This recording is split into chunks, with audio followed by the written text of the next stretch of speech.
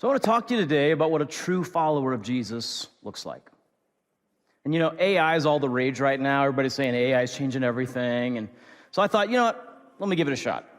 Okay, so I went to AI and I said, hey, you've got access to the entirety of the internet, everything everybody's ever written about what a true follower of Jesus looks like. So why don't you draw me a picture? Give me a picture of a true follower of Jesus. And this is what I got back. I have no idea what's going on in this picture. I was like, okay, I don't know what that is. Try again, go out there, look at everything everybody's ever written about what a true follower of Jesus looks like. Give me another option, and it came back with this alternative. It's like, well, that's a little bit less weird, but still.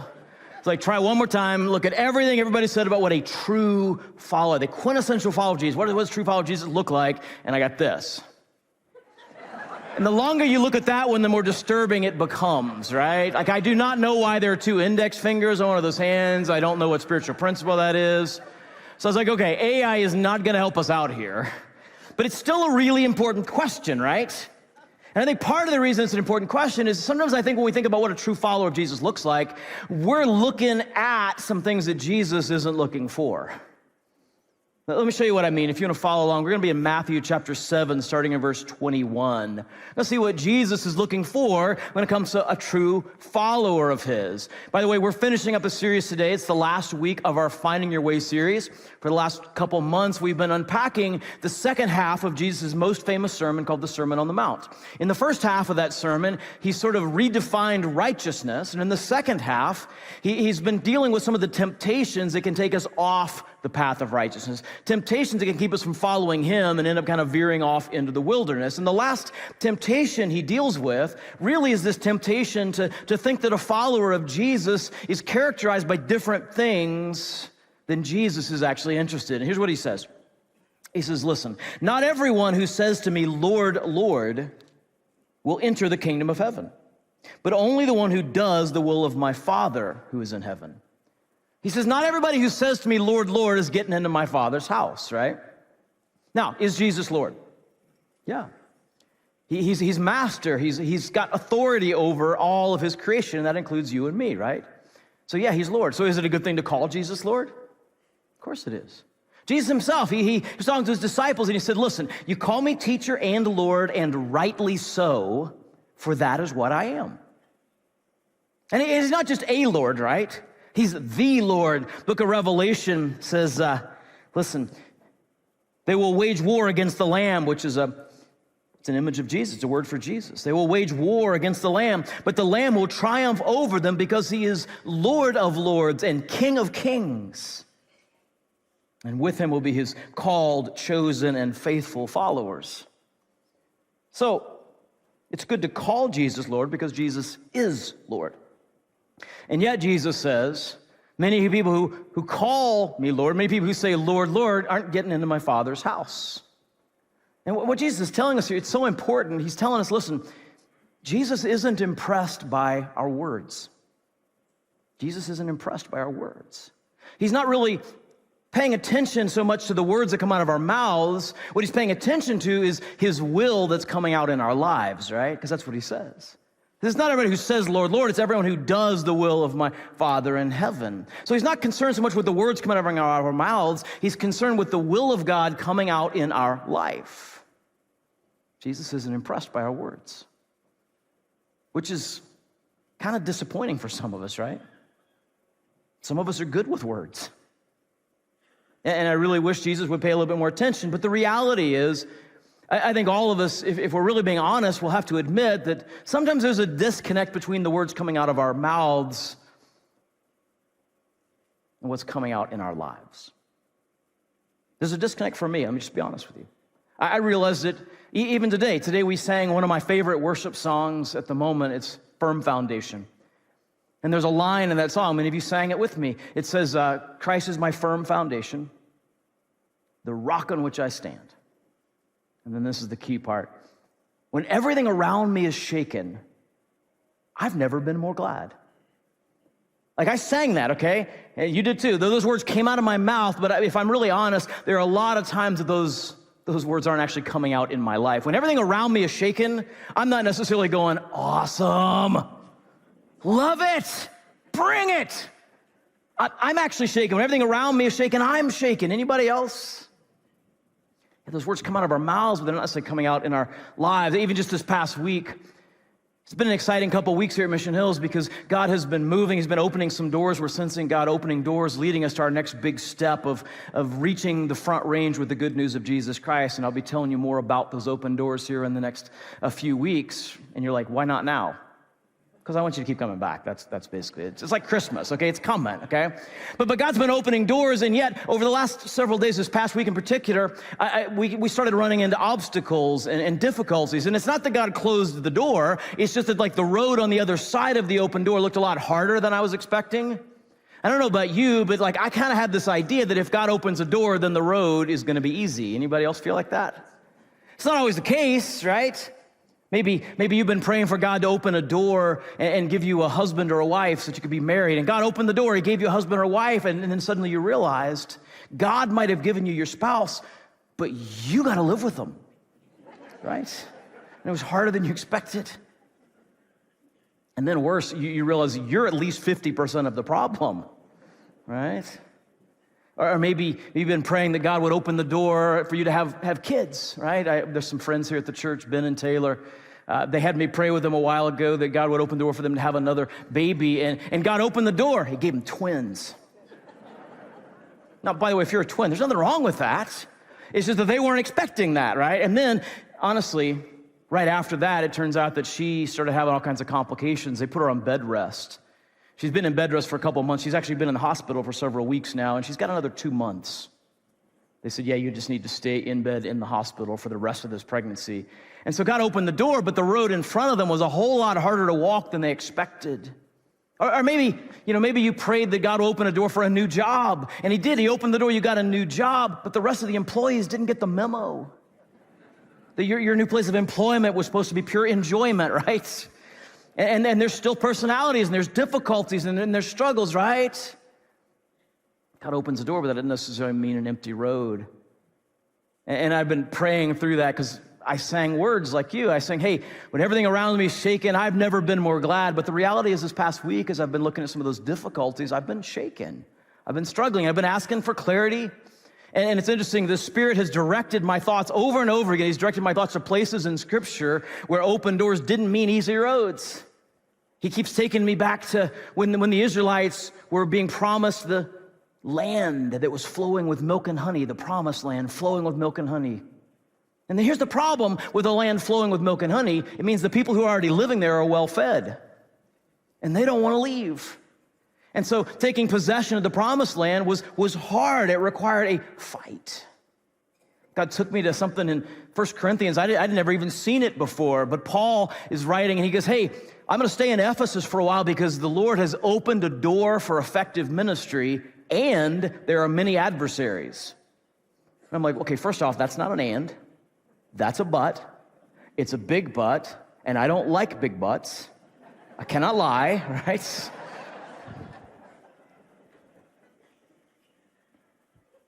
And throughout all this, I've been like, okay, well, going to the Bible's not been helping, so I'm gonna let God speak to me through other preachers, because I do that. I tell you all the time, we need to have teachers that are speaking into our lives, and so I have teachers speaking in my life, and so every time I was like, okay, I'm gonna see what this guy is. They're all preaching on how we have to fight for the things that we move forward in faith towards.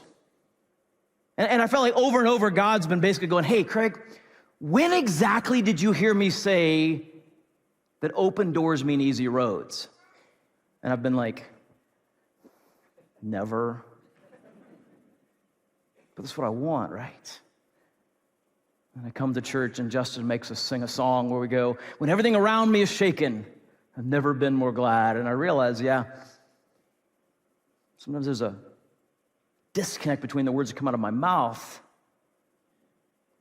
and what comes out in my life. It's probably that way for you, too.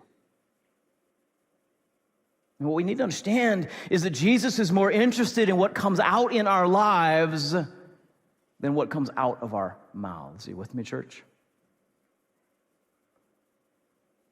So let me ask you, what's coming out of your mouth that needs to come out in your life?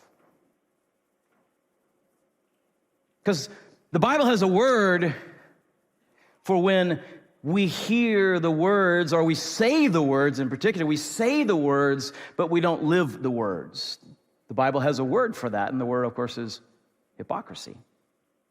When we say one thing, we do another thing. And what Jesus is saying is, listen, true followers of Jesus don't look like hypocrites. Hypocrisy is not a characteristic of my true followers. Authenticity is a characteristic. That the words that come out of our mouths are actually things that are coming out in our lives. And so what is coming out of your mouth that needs to come out in your life? And it may be that as soon as I say that, you're like, we don't need to go any further. Because you know that there's something the Spirit's been working on you on, and you know there's that inconsistency, and you just need to do something about it now. Because it's not about what you say, it's about what you do, right? But maybe you're not, in which case, let me encourage you to do this. This is kind of an interesting challenge. I've been doing it this weekend, actually. Look at the lyrics of the songs that we sang today, or maybe go back and look at the lyrics of the songs that we've sung the last several weeks. Look at the words that came out of your mouth, and as you look at those, ask the Holy Spirit to show you some of those words that came out of your mouth that you actually need to put some time into making sure they're coming out in your life. Go back and listen to the lyrics that you've sung. Because Jesus, he's not impressed by words. And to make it worse, he goes on and he says this, he says, hey, listen, many will say to me on that day, Lord, Lord, did we not prophesy in your name, and in your name drive out demons, and in your name perform many miracles? And then I will tell them plainly, I never knew you. Away from me, you evildoers, or literal translation of the Greek would be, away from me, you lawless ones. You're not doing what I ask you to do. And I don't know about you, but this is a little confusing, isn't it? I mean, Jesus just said, it's not what you say, it's what you do. And now he talks about some top tier doing, doesn't he? Like, this is impressive doing. Like, there's things that we're all supposed to do as followers of Jesus, right? We're supposed to go to church and connect with other believers and live generously with our time, talent, treasure, and read the Bible and pray. And those are things we're all supposed to do. But this isn't like basic doing. This is top tier doing. This is like head of the class doing, right? I mean, this is prophecy. This is driving out demons. This is miracles. And it's not just a miracle, by the way. Like, I mean, if I did one miracle, I've never done one miracle, but if I did one miracle, you would hear about it forever. But this isn't one miracle, it says they did many miracles. Like, this is top tier stuff. And he says, now go away.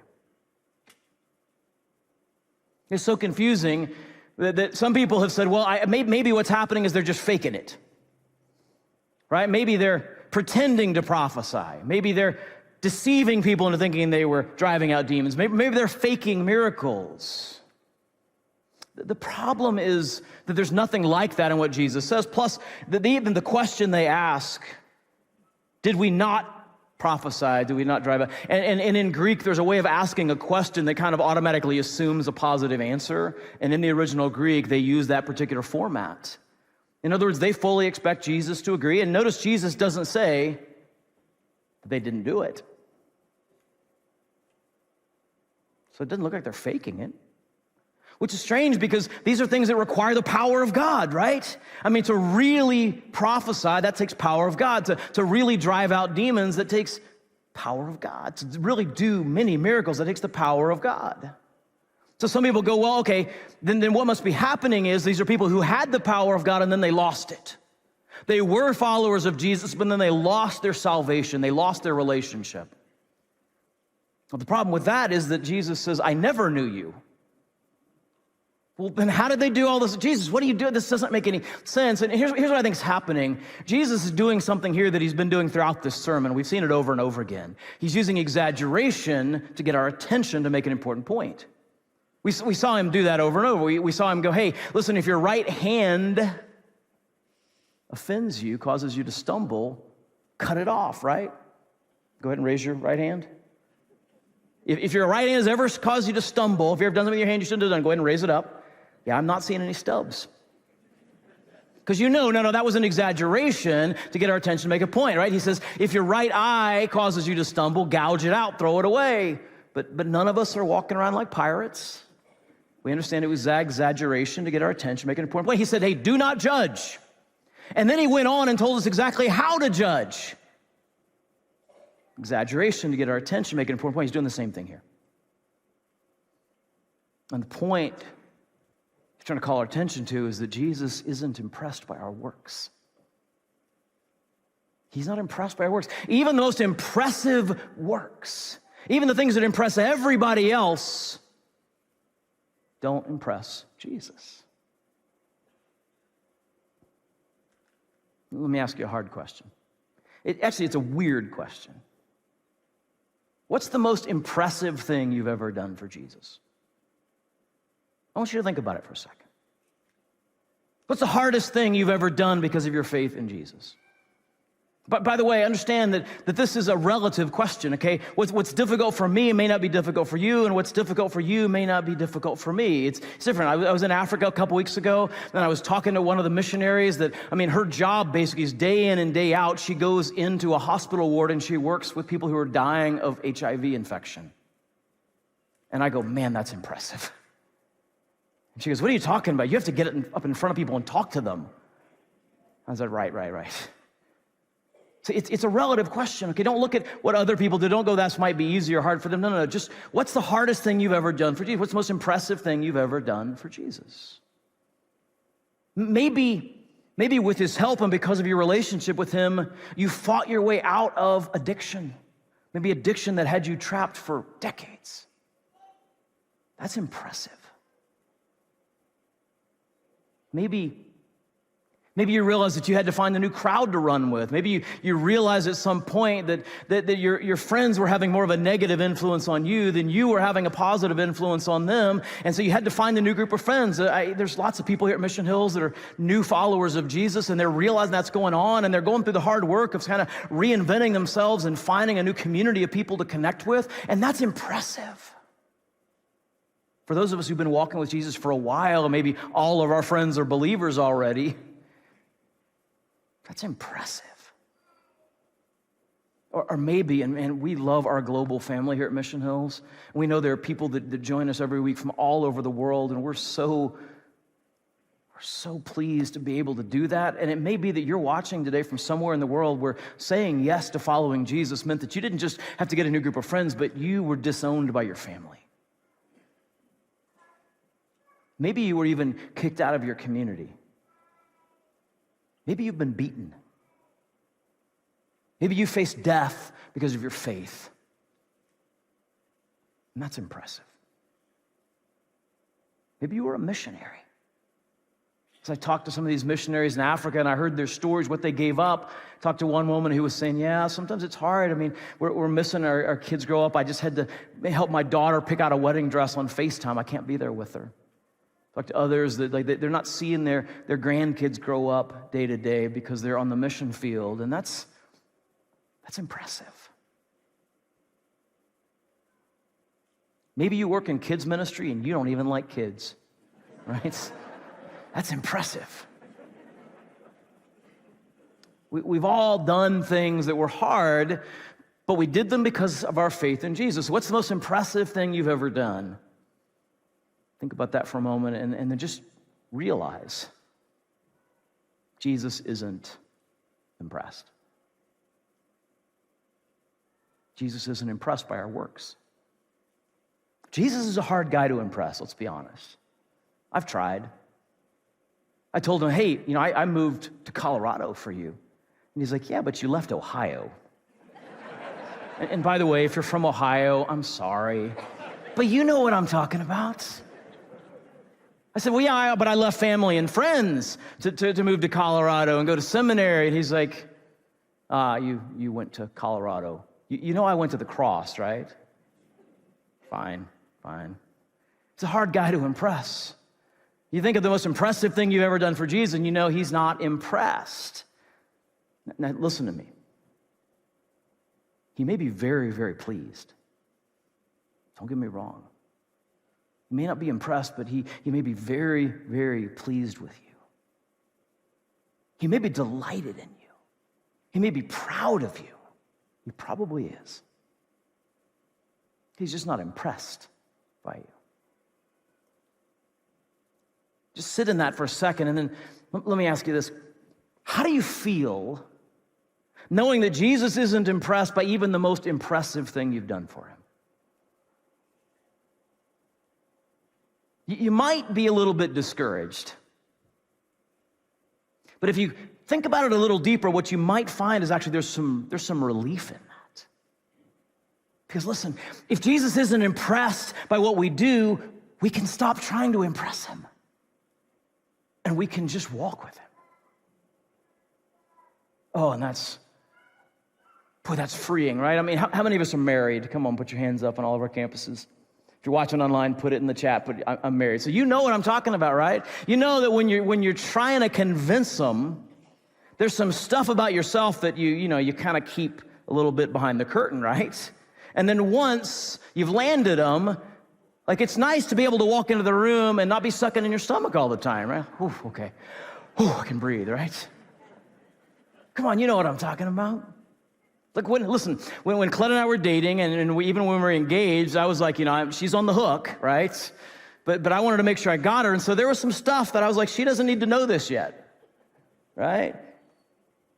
And I'm going to tell you one of the things I didn't tell her, and I can't believe I'm going to tell you this right now. It's just so weird. You're going to think I'm so weird. But here's one of the things I didn't let her know about, and that is that I am not convinced that Bigfoot does not exist. Is it okay to say?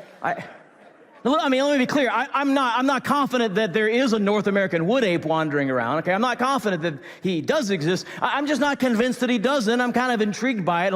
When Colette and I were dating, I was like, she does not need to know that about me. But after we're married, right? Now it's different. Now on Sunday afternoons, I go home from church and I preach 4 times that weekend and talk to people in the lobby, and that's awesome. But I'm wiped out, and so I go and I collapse on the couch. I'm like, okay, I'm just gonna watch some TV. Okay, what am I gonna watch? I could watch The Chosen. It'd be really spiritual. But Hulu has all of the back episodes of Finding Bigfoot. And I look over at my wife and I'm like, she's not going anywhere. Finding Bigfoot, right? By the way, they haven't found him, just in case you're wondering. Jury's still out on that one, right? But that's the kind of thing that there's some relief being able to go, I'm gonna let it down, right? Jesus isn't impressed by what you do, but that means you can stop trying to impress him. You can stop living with this. Well, Jesus, I did this. Did you see this? Did you see that you're not impressed? Okay, how about this and this? And that's exhausting. And Jesus doesn't want us living exhausted. He just wants us to walk with him. And by the way, let me tell you something. Some of you need to hear this. If Jesus isn't impressed by our best, he's also not impressed by our worst. He's not repulsed by our worst. If your relationship with him doesn't depend on all the good you do, then it's not in danger because of the bad. I have an uncle who just can't seem to get past this idea. He believes in Jesus, but he goes, Jesus would never want me because of what I've done. And I have to keep telling him, you're not that impressive. It's not the best or the worst. You're not impressed. You don't have to impress Jesus. He died for you before you did those things. He died a long time ago knowing you were going to do all those things. He died to forgive the price of all those wrong things you've done long before you even committed him. And he's not looking at you going, whoa, I didn't see that coming. Boy, there's a freedom that comes in realizing that we can't impress Jesus. He's not impressed by our words. He's not impressed by our works. So what is he looking for? Here's what Jesus says. He says, therefore, because I'm not impressed by words, I'm not impressed by works, therefore, everyone who hears these words of mine. By the way, the words he's talking about are not just the words we just looked at today. They're the words we've been looking at for the last couple of months. They're everything he said in this message. They're everything he said while he was on earth. So therefore, everyone who hears these words of mine and puts them into practice is like a wise man who built his house on the rock. Rain came down, the streams rose up, the winds blew and beat against that house, and yet it did not fall, because it had its foundation on the rock. But everyone who hears these words of mine and does not put them into practice is like a foolish man who built his house on sand. Rain came down, the streams rose up, and the wind blew, and it beat against that house, and it fell with a great crash. Jesus says, here's what I'm looking for. Hear my words, put them into practice.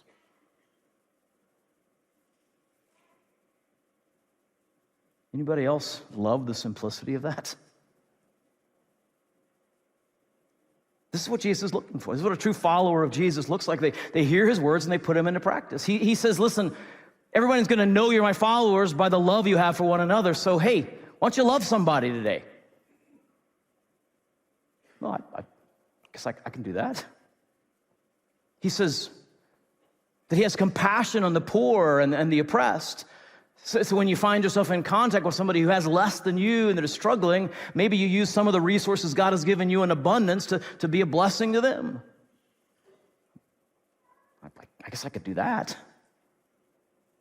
He says, be holy. I'm like, it's a big jump. He said, no.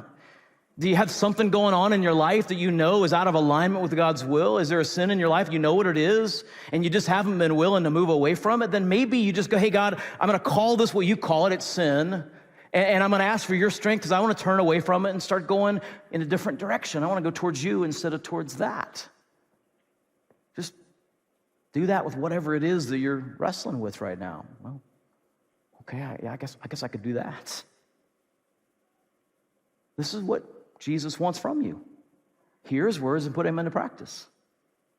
And by the way, notice, this isn't just what he wants from you, it's what he wants for you. Do you see it?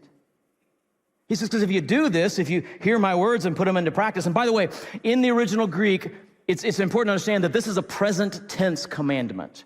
You can't quite tell in English, because it could be whoever hears these words in the future and puts them into practice in the future, but in the original Greek, it's very clear, this is present tense. And in the Greek, present tense is how you communicated something that just goes on and on and on. It's not something that has an end date, it's just something that you just do. It's just part of your regular routine. It's just what followers of Jesus do. They hear God's word and they put it into practice. They hear God's word and they put it into practice. He says, listen, that's what I'm looking for. That's what I want from you. But it's not just what he wants from us, it's what he wants for us, because he says, listen, if you do this, if you just keep hearing my words and putting them into practice, you're building your life on a firm foundation. And the rains are going to come down and the streams are going to come up and the wind is going to come against you, because it always does.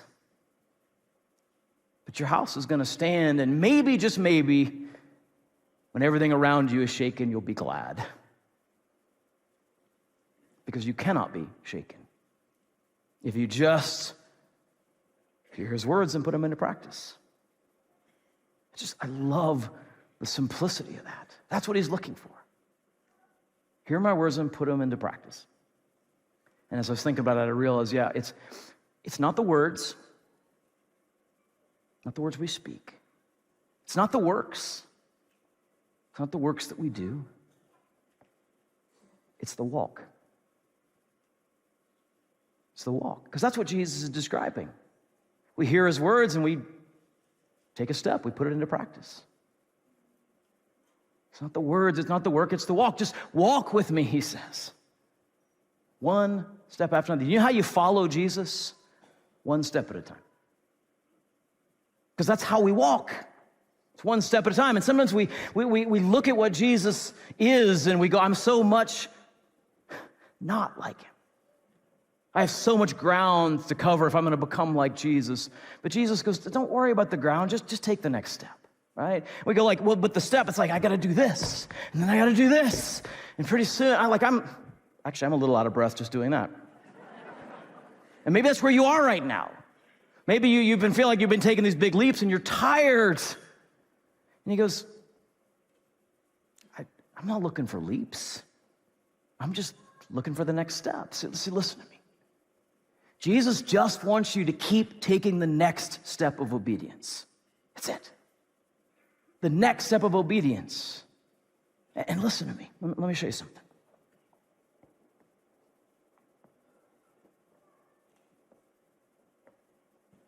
You know what we call this?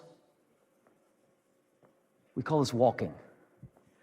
You're like, it's not very impressive walking. Nobody said it had to be impressive. It's just next step. Sometimes they're really small steps. But if it's one step after another in the same direction, the word for that is walking. And the word for when we hear what Jesus says and we put it into practice, the word for that's obedience. Yeah, he is Lord, and it's great to call him that, but he's much more interested not in the words that come out of our mouths, but the will of God that comes out in our lives. That's obedience, right? And so Jesus just wants you to take your next step of obedience. And you need to understand that with every single step, he is cheering for you. You go, the step I just took, it was so small, and he goes, who cares? It was in the right direction. I'm proud of you. I'm pleased with you. I'm not impressed by you, but I'm delighted in you. And sometimes we take big steps, and he goes, nice one. And sometimes they're very small steps, and he goes, nice one. Every step, he's cheering us on. He's cheering us forward. Remember, Jesus, he didn't say, come hang with me, right?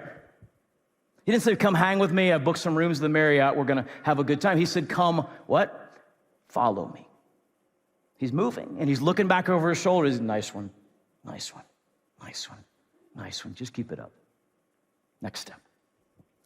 So let me ask you, what's your next step of obedience?